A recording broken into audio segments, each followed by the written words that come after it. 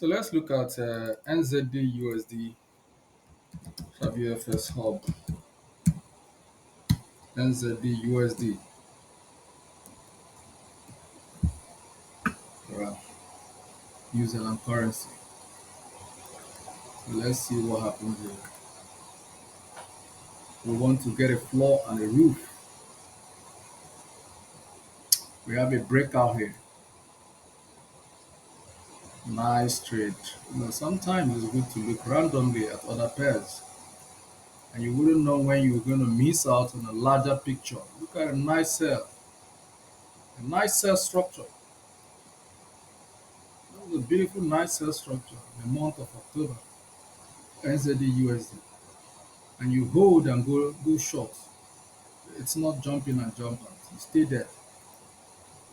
You see what price makes out of it. Very nice break of structure, retest, retest one, retest two, retest three, and price finally sinking NZD USD. Very nice structure.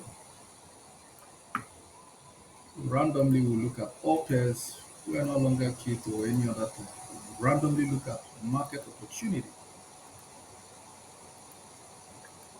So instead of staying on one thing and missing on the bigger picture, so we look at it randomly. So we want to see all breaker structures. So we have a demand floor and a supply roof. These are demand floor because we have series of buy at this level, price building or buy liquidity on ascending trend line. We're also going to call it SR. Support become resistance and breaker structure. And we have the same on this level. The same. So let's see where we go from here. We have a breakout of structure, price returns on retest RT.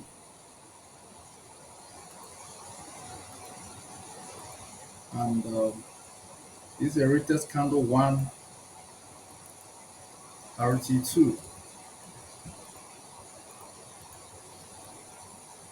and RT3.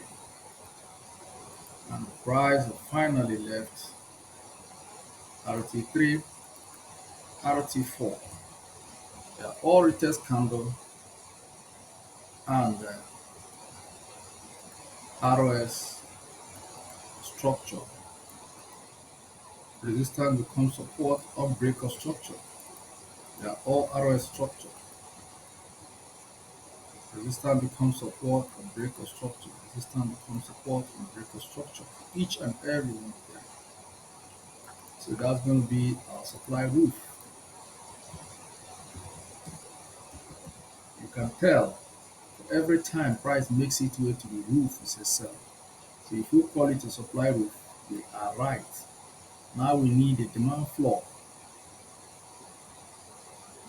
This is a short-term demand floor before we had a break of structure. So we'll start from 2023 October to look for a demand floor, and this is what we found on the floor.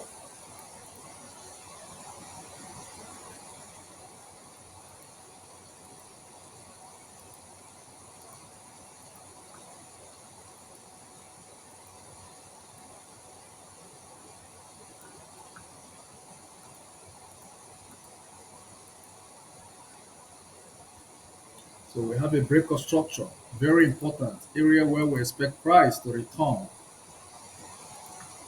When I tell you the market is based on the principles of break and retest, a lot of times we see it play out in the market.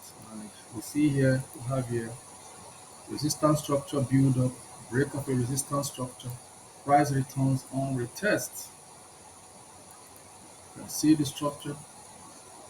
If you switch to your line chart, you will have better clarity on the nature of this structure and its dynamism. So we have here resistance structure build up and to become our new supply roof on daily time frame. So price return again to the structure and respected it on the sell, and we got here again, we sold off at this level,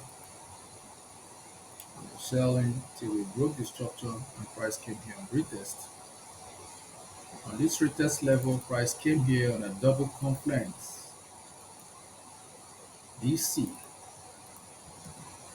where a descending trend line meets an ascending trend line. It's a boom. It's a sonic boom. You can see it. We have here SR1, SR2, SR1, and SR2. And price came back SR3 on a double confluence. NZD USD have shot price up based on the structure. In the month of July, price tapped into the demand floor and did the right thing. So what will move from here? We expect price is our demand floor, not all our demand floor. So what I see here on technical is to see price as the SY continue to surge, dollar continue to surge, NZD will feel the impact. So I want to see price pull down, break the long-term support structure. That's the demand floor starting from October 2023. I want to see that structure broken. If price comes here, although it's playing in the range, there is a probability that price will respect it and continue to play in a normal fashion. This is case one. So I will label it case one. And this will rely on US 30-year, 10-year bond yield. If we check it and we get the right signal, then we can say that New Zealand USD at the demand floor will be a buy. But if the principles, if the fundamentals are in favor of the XY, that means the US dollar getting stronger. This structure will be broken and bring us to the floor. A descending trend line, which is also a breakout. You have a look at it, resistance structure 1, ROS1. We have another ROS2.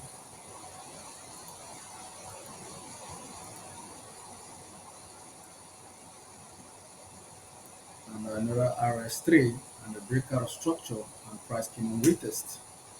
So I want price to return to this trend angle.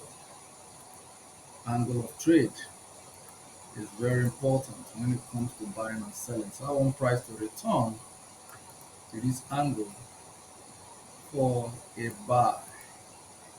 So this becomes a demand floor. So it's gonna be very massive. It's gonna be very, very massive. Or price comes down here and respect the structure. So these are the two things I see for NZD USD. So patience is key and critical to allow the market recalibrate and comes to area of value. So from the roof, you have a supply roof. So if price makes it way here, you sell it out. If price makes it way here, it will be a break of a previous high. So it makes a decent sense to sell from the roof if it's a break of the previous high. It makes a great sense to buy from the demand floor if the demand floor you're buying from is the break of the previous support structure. Here we have a descending trend line where price came here, picked support, bought it, get to the roof. If price broke this structure, I want to return to this level where we aim for long. So we aim for long from this level. So this is all we see for NZD, USD. Patience is key and critical. Allow here to come down where you have a demand floor, which is tentative. No matter how tentative it is, it makes a decent sense that you are buying at a regulated area. This is no speculation. You are buying based on the structure of the market. So the potential that this demand flow will depend on the bond yield and what DXY is doing at the moment. If you have DXY on a bullish price action, on return to this support level, I can guarantee you the structure will be broken and will continue downtrending for NZD USD. USD is very strong. USD is very strong, and this is bearish. NZD USD is bearish on daily. So if we have more selling days, that's okay. It's in direction of larger trend.